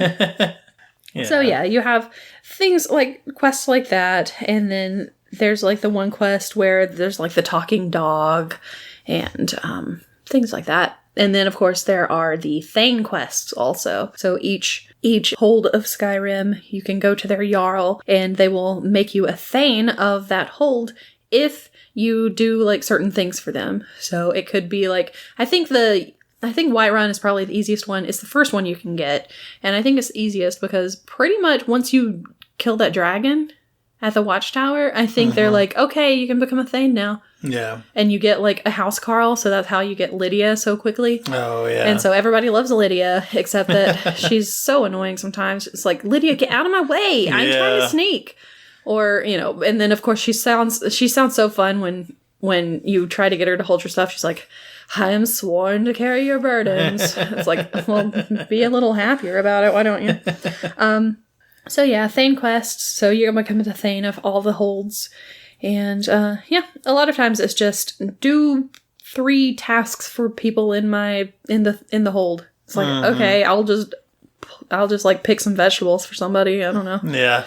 So sometimes it's like really easy stuff. And then sometimes it's like, go do this quest. And, you know, there's one, I think it's in Morthal where you have to like figure out, there's like a vampire quest. So you have to like go find the vampire lair and kill them and all this stuff. And it's like, that's a lot of work. And then there's one where you have to like go through somebody's nightmare or something. I don't know. Oh, yeah. I'm like, I don't know if I want to be Thane of this place. So yeah, sometimes they're fun and sometimes they're not. But there's a bunch of different quests that you can do. Plus there's like just random like quests that people will be like, hey, I need this thing, can you go find it for me? It's like, I guess. Yeah. If I run across it, sure. Yeah. It's like, I need 10 fire salts or something for my forge. It's like, all right. Pretty boring. Okay, if I see them. I need 15 salt piles. It's like, okay. If I find a salt pile somewhere, I'll grab it for you, I guess. So there's a lot of stuff like that, but yeah, most of it's fun. Yeah. Even though I complain about it a lot. And then of course, and then, of course, you have the music. And the music is, like, one of my favorite things about Skyrim. And that's all I got to say about that. I listen to it a lot, like, especially if I'm... Like, right now, I'm working on NaNoWriMo, which is National Novel Writing Month, where I have the whole month of November to write a 50,000-word novel.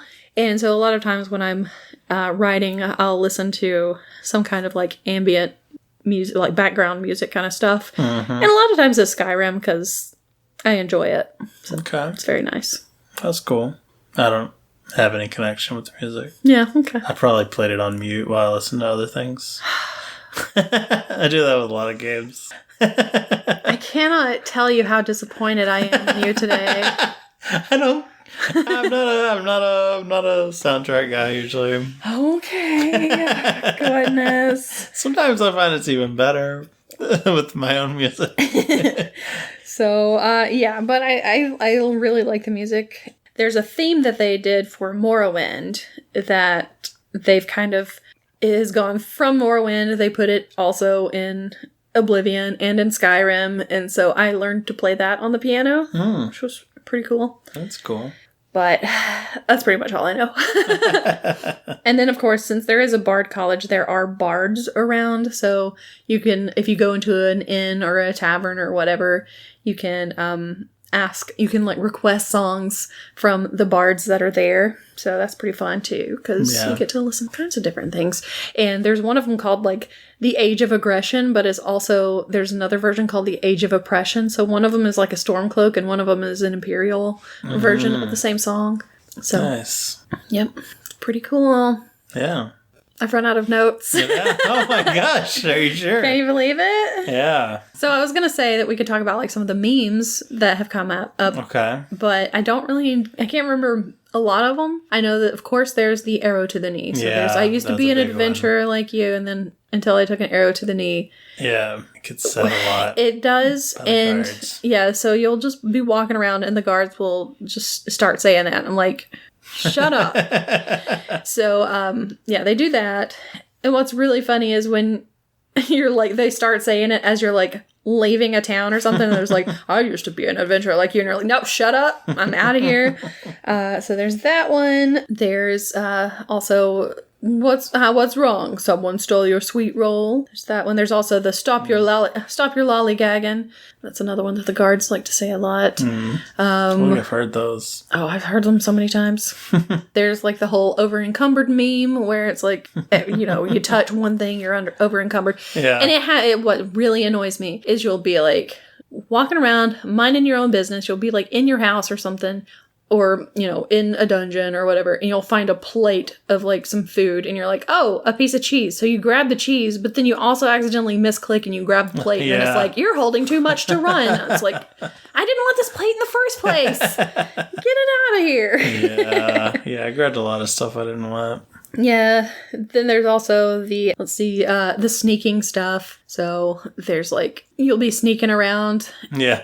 And they're like, it's like, obviously you can see me. I'm like right there. And they'll be like, guess it must have been the wind. Yeah, or you'll shoot them in the head with an arrow or something, and they're still alive. Yeah, and they're like, exactly. Must have just streamed that. It's like, no, dude. Who do you think did this? You're bleeding. Oh, man. Then there's like, oh gosh, what is his name? There's a guy that is in Whiterun, and he's like, I think he asks you if you get up to the Cloud District often or something like that. But he's like, he's really a Nazim, I think is his name. He's really annoying, and everybody wants to kill him because he's got an attitude.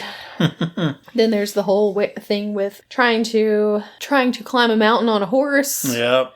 And your horse is gonna die because it's gonna just fall off the mountain. I spent so much time just jumping up mountains, which I could have I do that gone around them a lot faster than if I had just... Oh, yeah, definitely. Than instead of trying to climb them, but it's there. You gotta go. Yeah. And then, of course, some of the kids around are really annoying, too. Yeah. And you can't kill kids. You can't kill them because they're kids. What I really love is when you're just walking around, like, close to a shoreline or something, and you hear, like, the fight music, and you're like, oh, gosh, is there a dragon somewhere? And it's like, oh, it's a mud crab, or it's a slaughterfish. It's mud crabs. It's like, really? Really?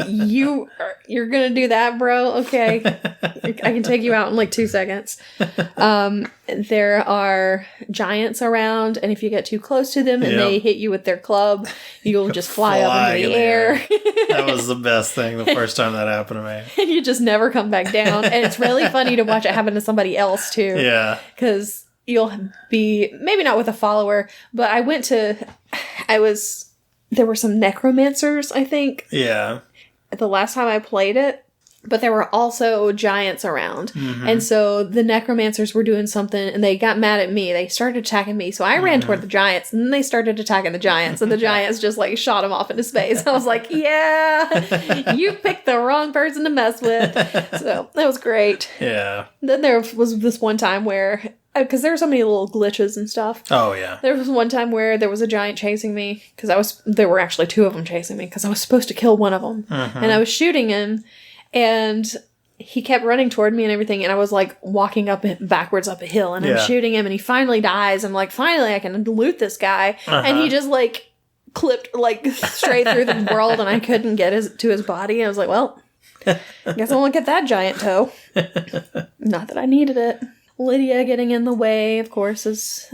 Everybody plays as an archer. Yeah, who sneaks all the time. I'm gonna be a warrior. I'm gonna do 2-handed swords. 2 hours later, an archer. Stole a magic sword, thrown in jail for stealing a potato. Yeah, that happens. Yeah. So yeah, you can get in trouble for stealing things. And of course, if you get put in jail, they'll just take all of your stolen items. And it's like, I needed that. Come on. I stole that potato for a reason.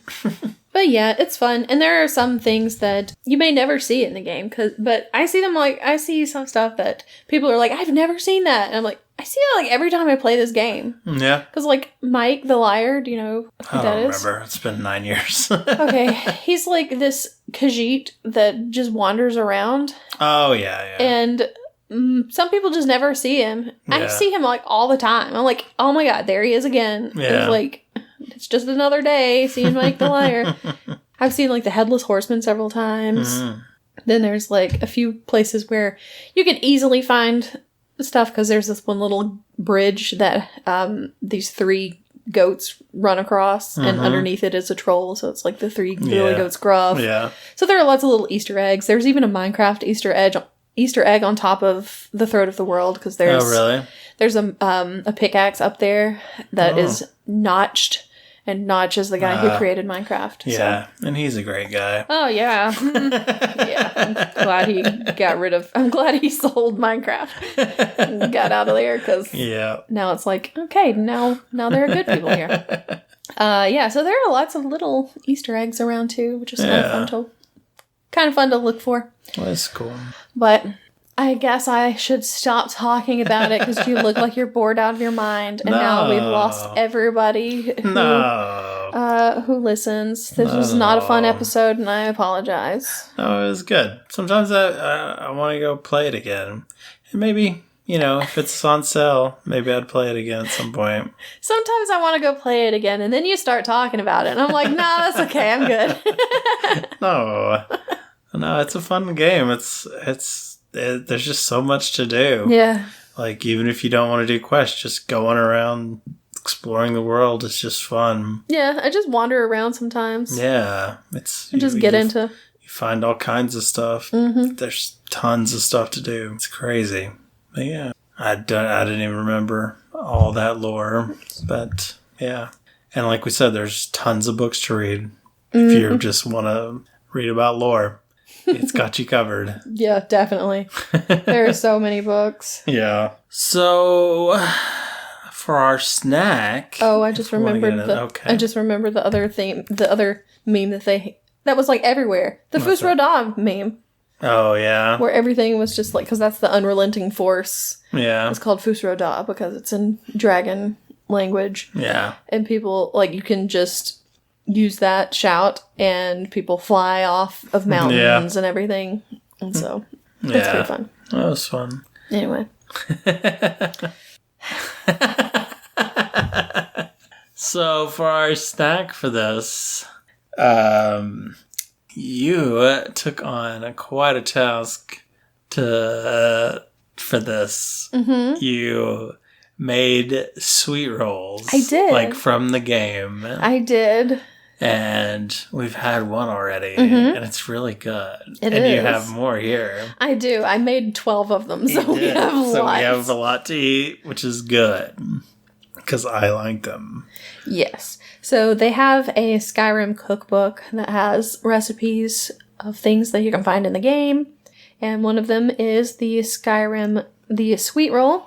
And I do not own the cookbook, so I will not say how I got this recipe, but I got it and tried it. It's passed down for generations. Yes. From the Fourth Age. I am technically from Skyrim. You are Dragonborn. My ancestors lived there on a different planet. Yep. So, yep. Things you didn't know about me. Explains a lot. It probably would if it were true. But yeah, I made sweet rolls from the recipe, or at least I'm assuming it was the recipe. It was recipe. Somebody had put it online, and it said it was from the cookbook. So I imagine it probably was. Probably. And yeah, so made those, and do you want to eat another one? If you want to. I do. Okay. And these have been sitting with the icing on them for a while. Yeah, the first ones were runnier icing. Well, this is pretty runny. It's been sitting there so long. Really soaked in. It's really good. I like how it's really good soaked in. I think it's even better than the first one. And so it has honey in the batter, but I can't taste any of the honey. Really? I can taste honey. All I can taste is yeast. I taste a lot of honey. Which anytime that I make something with yeast, I feel like that's all I can taste is yeast. Really? I don't know why. It's good. If I rate this a 10, will you make them all the time? I don't know about all the time. How hard was it to make them? It actually wasn't that hard. No? It wasn't that bad. So you'll make them all the time? No. I might make them every once in a while, but I'm not making them all the time. Well, then, someone's getting a 2.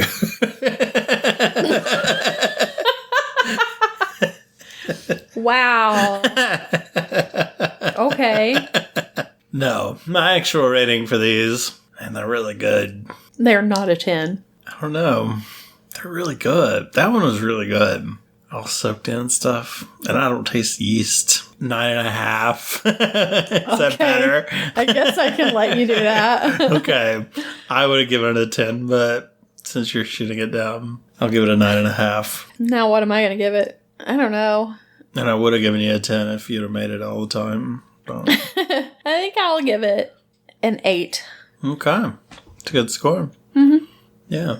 So, sweet rolls. If you can find the recipe, I recommend making them. Or if you want to ask me where I found the recipe, I can tell you. There you go. Or have Krista make them for you. Depending on where you live. Or just have her make them for me all the time. That's all I ask. Okay. So, have you made these? What other snacks from video games have you made? If any. Yeah, or if you have recipes you want us to try, let us know. We can try some stuff out. Yeah. Might be fun. Maybe we'll make videos or something. Maybe. Of making them. We should probably take pictures of the sweet rolls that I made and we should. post them. Post them somewhere. I still need to post other pictures. I was going to say, I know there's another picture that you have not posted anywhere yet. Yep. It's true. And we have passed Halloween, so... Yeah. But honestly, when we put it together, it was after Halloween anyway. Yeah, so. We missed that boat. Just barely. Just like by a week, you know? Yeah. But let us know all that stuff on Twitter. I was going to say, and also, have you played Skyrim? And have you, do you like Skyrim? Did you kill that dragon like I did? And if you have played Skyrim, was all of this accurate? Or do you have any other fun memes that you'd like to talk about? Or just talk to me about it, because I need someone to talk to me about Skyrim, please. She needs an outlet. And if you haven't, why are you still listening to this? I don't understand. I admire your tenacity. Yeah. But let us know on Twitter at Having Funcast and Facebook at Having Fun Pod. Or you can contact us through email at havingfunpod@gmail.com. Yeah, and I don't remember what our Instagram is. Probably Having Fun Pod. Probably. Sounds right. Yeah. So find it. You'll find it. You're good at computers, whoever you are out there. But anyway, go play Skyrim. Go have fun. Go eat a sweet roll, and we'll see you next week on this show. Yep. Goodbye. Bye.